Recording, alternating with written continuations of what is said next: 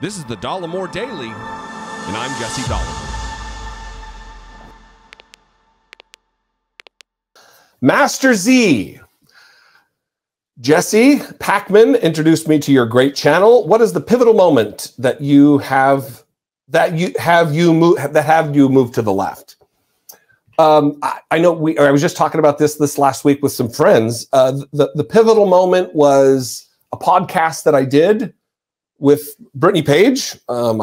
Maybe within the first 50 episodes of our podcast, and we've done almost 850 episodes of the show, where we had someone on to talk about white privilege. And previously, and this was years ago, I bristled at the idea of white privilege, being someone who grew up very poor, being someone who grew up with literally eating the blocks of government cheese, being on food stamps and welfare and Medicaid, free lunch all the time in school. I was someone who bristled at the idea that I had privilege.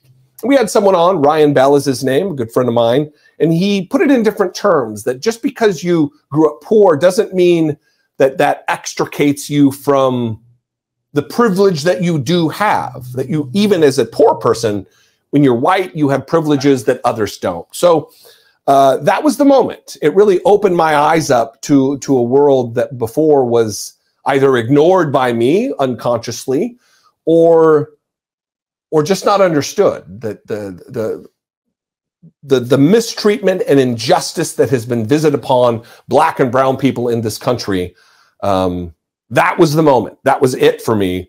That changed an entire romanticization of libertarianism. I wasn't ever a big L libertarian, but you know, it changed things for me. That was the moment. Benjamin Sheely, love this channel. Best wishes as you deal with cancer. Out of curiosity, how do you not let enraging news you report on ruin the rest of your day? Is it easy for you or more difficult?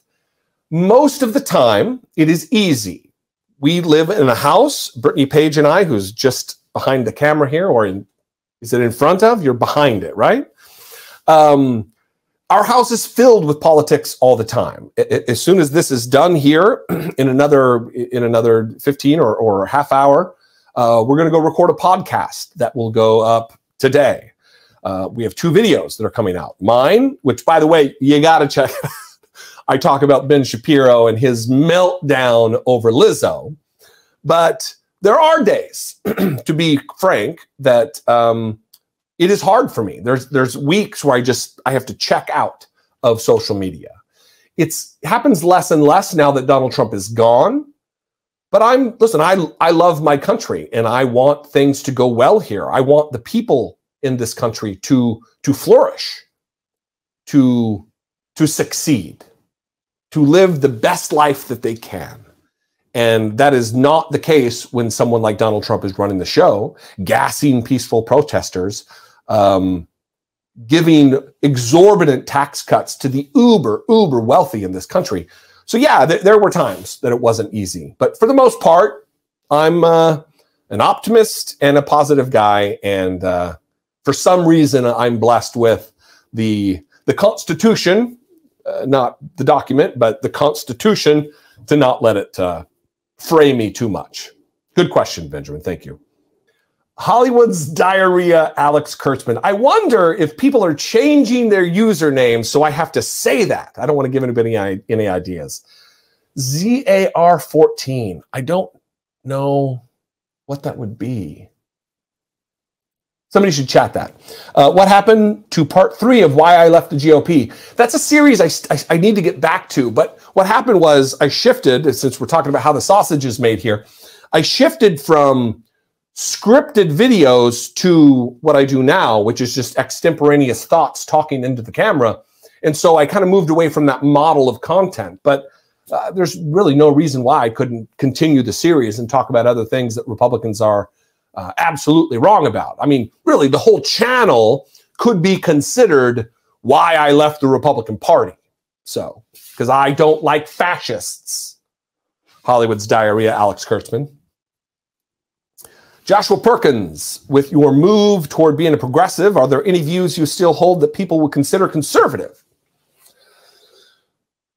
No, I don't know. Yeah, I think that there are some criminal justice stuff. I'm not a prison abolitionist because I believe there are people out there who are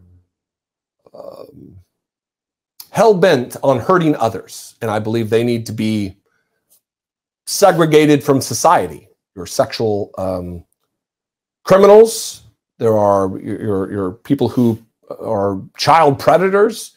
These are types that cannot be welcomed with open arms. The recidivism rates are just too high.